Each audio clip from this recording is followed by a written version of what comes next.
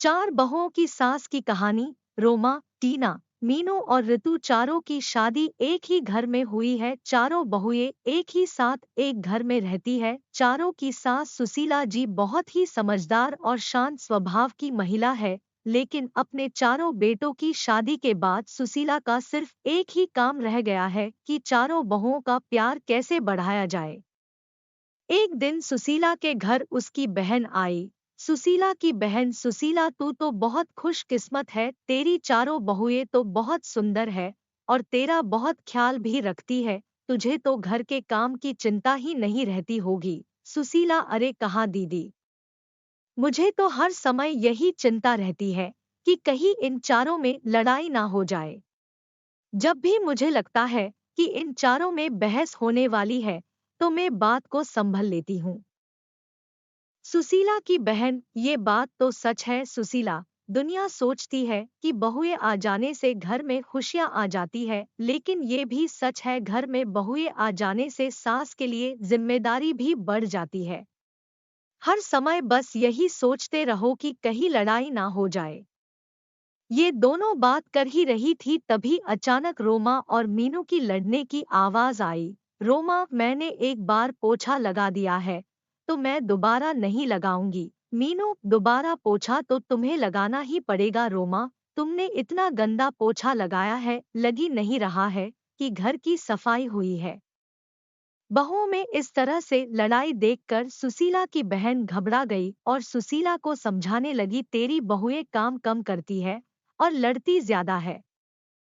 सुशीला, तुझे इनकी लड़ाई बंद करने के लिए कोई ना कोई रास्ता तो निकालना ही होगा। ये कहकर सुशीला की बहन वहां से चली गई। अब सुशीला दिन रात यही सोचती रहती कि इन बहुओं का आपस में प्यार कैसे बढ़ाया जाए। इसलिए सुशीला ने अपनी सारी बहुओं को इकट्ठा किया और कहा। ये कहकर सुशीला की बहन वहां से चली गई। अब सुशीला दिन रात यही सोचती रहती कि इन बहुओं का आपस में प्यार कैसे बढ़ाया जाए। इसलिए सुशीला ने अपनी सारी बहुओं को इकट्ठा किया और कहा, सुशीला, तुम चारों लोग दिन भर आपस में लड़ती रहती हो, इससे ना तो घर चल सकता है ना तो जिंदगी। इसलिए आज तुम सब ये बता दो कि चाहती क्या हो। रोमा, माँ जी, आप हमें अलग अलग घर दे दो। सुशीला, मेरे पास इतना पैसा नहीं है कि मैं तुम चारों को अलग अलग घर बना कर दूं। मीनू, माँ जी, ये घर भी तो बहुत बड़ा है, आप इस पर 4 मंजिल बनवा दो और हम चारों को दे दो।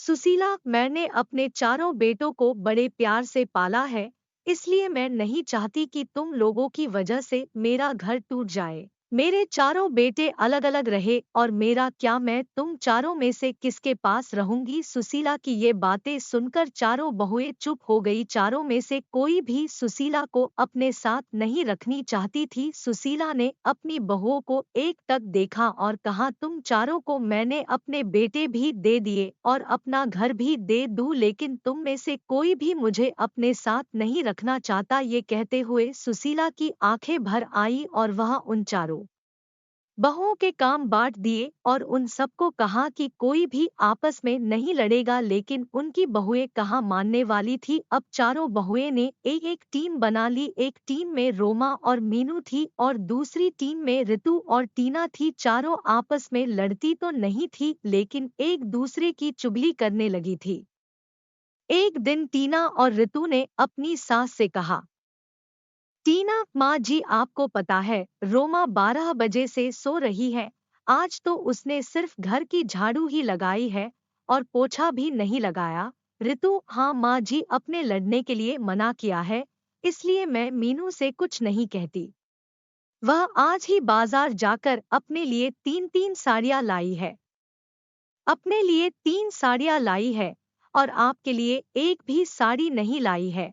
ऋतु और टीना तो अपने सास से चुगली करके चली गई। अब मीनू और रोमा की बारी थी। मीनू, माँ जी, आपने ऋतु को तो सर पर चढ़ा रखा है, वो हमेशा रोटियां जला देती है और आपके बेटे भी बोल रहे थे कि ऋतु की हाथ की रोटियां अच्छी नहीं लगती। रोमा और माँ जी, कल टीना ने सबके कपड़े धोए पर मेरे नहीं धोए। मैं खाना बनती हूँ तो सबके लिए बनती हूँ ना, मैं किसी दिन उसके लिए खाना ना बनाऊं तो उसे कैसा लगेगा। सुशीला सारी बहुओं की बातें सुनती और सर पकड़कर बैठ जाती। इसी तरह दिन बीत रहे थे।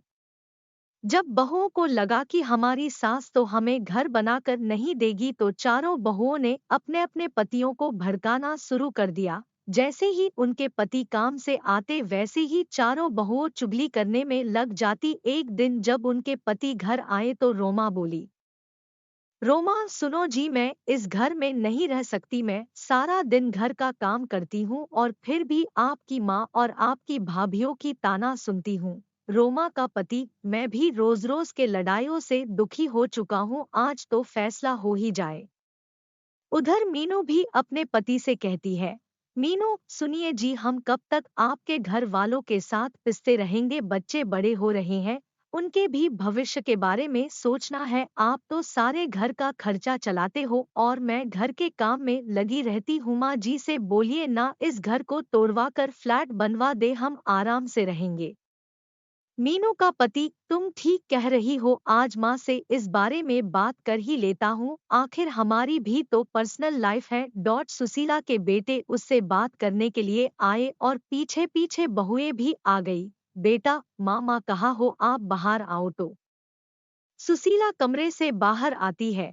बेटा, माँ आप घर को तोड़वा कर फ्लैट बनवा दो ना, सब साथ में नहीं रह सकते। दूसरा बेटा, हाँ माँ, हम सबको एक एक रूम मिला हुआ है। हमारे बच्चे बड़े हो रहे हैं, उनको भी अपना रूम अलग से चाहिए ना। और जो आपकी बहुओं में 24 घंटे लड़ाई होती रहती है, वो भी नहीं होगी। अलग अलग रहने से आपको भी शांति मिलेगी और हमें भी। सुशीला के बेटे उससे बात करने के लिए आए और पीछे पीछे बहुएं भी आ गई। बेटा, माँ कहाँ हो, आप बाहर आओ। तो सुशीला कमरे से बाहर आती है। बेटा, माँ आप घर को तोड़वा कर फ्लैट बनवा दो ना, सब साथ में नहीं रह सकते।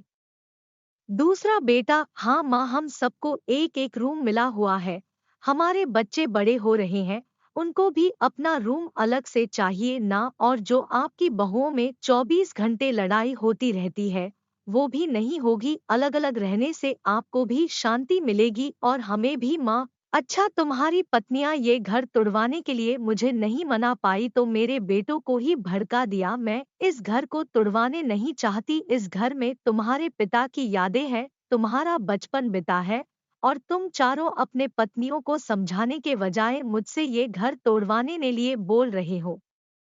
सुशीला ने अपने बेटे और बहुओं को बहुत समझाया, लेकिन कोई भी राजी नहीं हुआ और मजबूरी में सुशीला को अपना घर तोड़वाना ही पड़ा। जैसे जैसे हथौड़ा घर की दीवारों पर चोट कर रहा था, सुशीला को वो चोट अपने दिल पर महसूस हो रही थी। अब कुछ दिन बाद उस घर की जगह एक आलीशान बिल्डिंग खड़ी थी।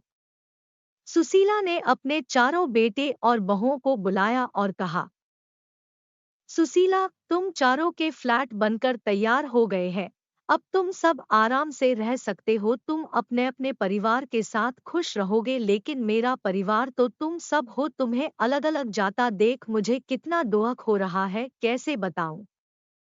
बेटा, माँ आप कहाँ रहेंगी, मतलब हम में से किसके साथ रहेंगी। सुशीला, तुम फिक्र मत करो बेटा, तुम्हारी बूढ़ी माँ किसी पर भी बोझ नहीं बनेगी। पेंशन तो आती है मेरे पास, उससे मेरा गुजारा हो जाएगा। तुम चारों एक एक फ्लैट में रह लोगे तो ये नीचे का हिस्सा बचेगा, मैं वहीं रह लूंगी।